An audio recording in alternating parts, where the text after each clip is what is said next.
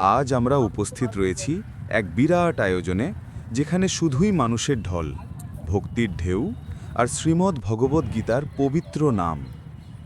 এই গীতা পাঠ অনুষ্ঠান শুধুমাত্র একটি ধর্মীয় আচার নয়, এটি হাজার হাজার মানুষের বিশ্বাস, আশা এবং ভক্তির এক জীবন্ত প্রমাণ।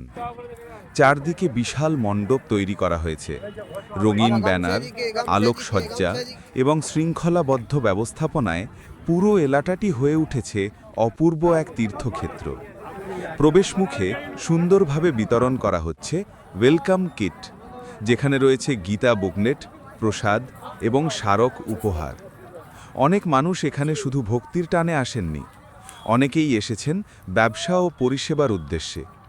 খাবারের স্টল, পানীয়ের ব্যবস্থা, টিটা জল ও ৩ ধরনের সুস্বাদু টিফিন সবার জন্য প্রস্তুত করা হয়েছে। এই অনুষ্ঠানের অন্যতম আকর্ষণ হল বিশেষ অতিথিদের উপস্থিতি। যোগ গুরু রামদেব সহ বহু বিশিষ্ট সাধুসন্ত ও ধর্মীয় ব্যক্তিত্ব এখানে উপস্থিত রয়েছেন। এখানে পুরুষ, নারী, শিশু এবং বৃদ্ধ সকলেই একসাথে বসে গীতার শ্লোক পাঠ করছেন। মুহূর্তটা যেন শুধুই শান্তি, ভক্তি আর একতার প্রতীক। শুধু ধর্মীয় দিক থেকেই নয়, পরিবেশ রক্ষার ক্ষেত্রেও নেওয়া হয়েছে বিশেষ পদক্ষেপ। অনুষ্ঠান প্রাঙ্গণে বসানো হয়েছে একাধিক বায়ো টয়লেট।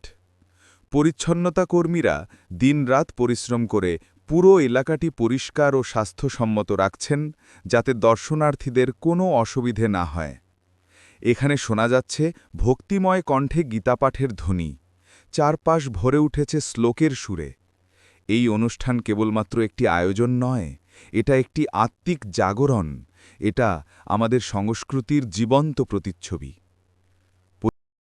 আজকের এই পবিত্র দিনে ৭ ডিসেম্বর এক অসাধারণ গীতাপাঠ মহাযজ্ঞ অনুষ্ঠিত হচ্ছে।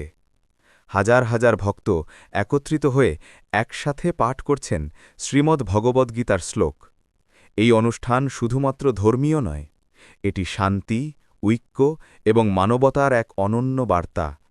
আজকের এই বিশেষ দিনে আমরা সবাই প্রতিজ্ঞা করছি, আমাদের জীবন গীতার পথে পরিচালিত করব।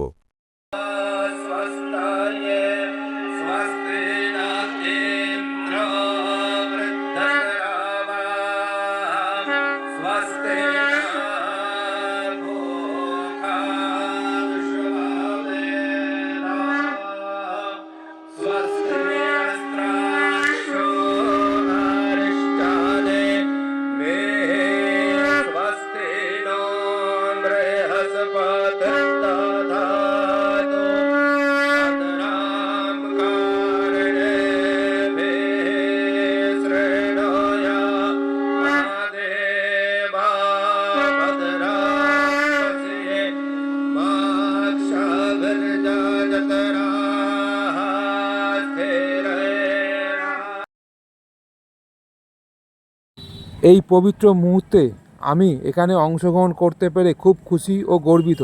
জয় শ্রীকৃষ্ণ, জয় গীতা।